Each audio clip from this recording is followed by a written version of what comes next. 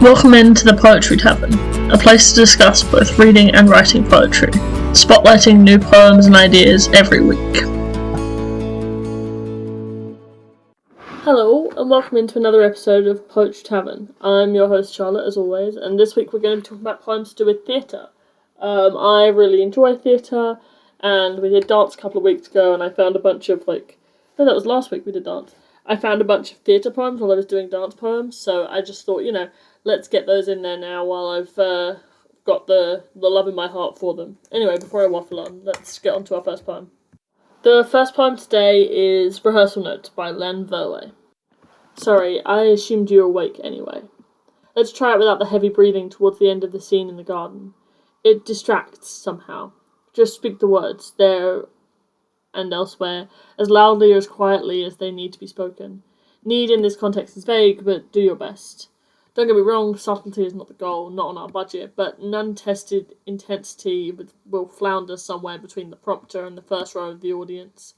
They know the story too, after all, and it will be late by the time you face them.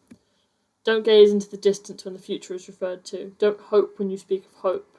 Presumably it's not easy being us, but consider the alternatives. Have you looked around recently? In scene 4 you are passing an empty bowl around that must seem heavy, but overdo the heaviness and its emptiness is the final lingering effect. Do you see what I mean? I mean use the sharp knives carefully. I mean real tears don't mean you're acting well, just that you've lost yourself in yourself again. And when the script says scream, a step to the side and possibly a finger touch to the mouth will do. What I really like about this poem is it sort of, goes against what I think a lot of people think about doing theatre, of it's this really exaggerated art form. I mean, in the case of musical theatre it is, but if you look at you can find comparison videos online of this is the different kind of acting required for different kind of environments. So it has to be big enough when you're doing theatre, but it's not musical theatre. You have to be big enough so that people can see it from far away, but not so big as it seems fake, which I think is a really difficult balance to keep. Obviously, because you don't really think about things as you're doing them.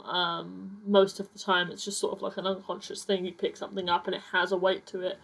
But I think if you're pretending something has a weight to it, as in this poem where it talks about the weight of the bowl, that's sort of not a conscious choice you put in. And so when you pretend that it has weight, you go, oh, this has weight, let me lower my hand.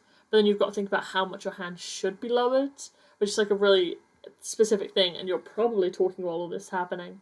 So it's just such a, I love that it's sort of addressing this disparity of, this is a thing that is important to do in theatre, but also people often think it's overly exaggerated.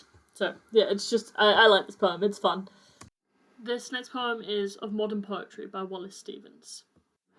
The poem of the mind in the act of finding what will suffice. It has not always had to find. The scene was set, it repeated what was in the script. Then the theatre was changed to something else, the past was a souvenir.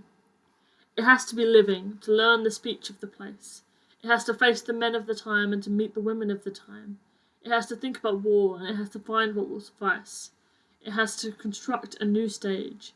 It has to be on that stage and like an insatiable actor, slowly and with meditation, speak words that in the ear, in the delicatest ear of the mind, repeat exactly that which it wants to hear, at the sound of which an invisible audience listens, not to the play itself, but to itself, expressed in an emotion as of two people, as of two emotions becoming one. The actor is a metaphysician in the dark, twanging an instrument, twanging a wiry string that gives sounds passing through sudden rightness, wholly containing the mind, below which it cannot descend, beyond which it has no will to rise. It must be the finding of a satisfaction, and may be a man skating, a woman dancing, a woman combing, the poem of the act of the mind. I don't know why, but this one felt a lot like a tongue twister as I was saying it. I did a couple of takes, and even on that last one that I'm just going to accept, I made a couple of mistakes. But I think it, talks about the precision of language, so I think, that's a really interesting poem to be difficult to say.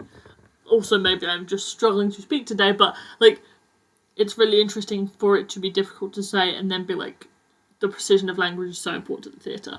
It's a lot of fun, it's a lot of, talking about itself in circles, and it's like poetry is in and of itself an act of performance and theatre. And I'm a big enjoyer of spoken word poetry, hence why I speak poems every week, even if they're not mine. But I think if you see poems designed for spoken word, there is an act of performance to them that lends to the poem.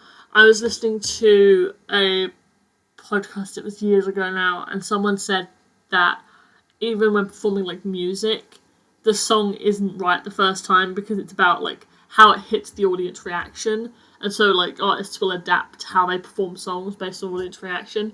But yeah, it's just such an interesting poem about that subject. Okay, so that brings us to the end of our episode. Thank you guys for listening. I am doing an episode on crows next week because I was looking at a picture of a crow earlier and it was cool, and I like crows, and I assume most people like crows, but they are omens of death. So we shall see. We shall see what the poems are saying about them. Anyway, thanks for coming in. See you, bye.